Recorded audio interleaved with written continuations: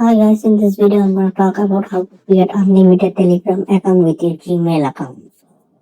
There are some steps. So first of all, you need a real number for each account. Use a SIM card or eSIM card, or you may even use online SIM services.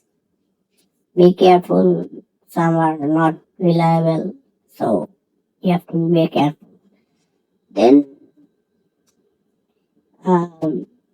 simply create some multiple Gmail account.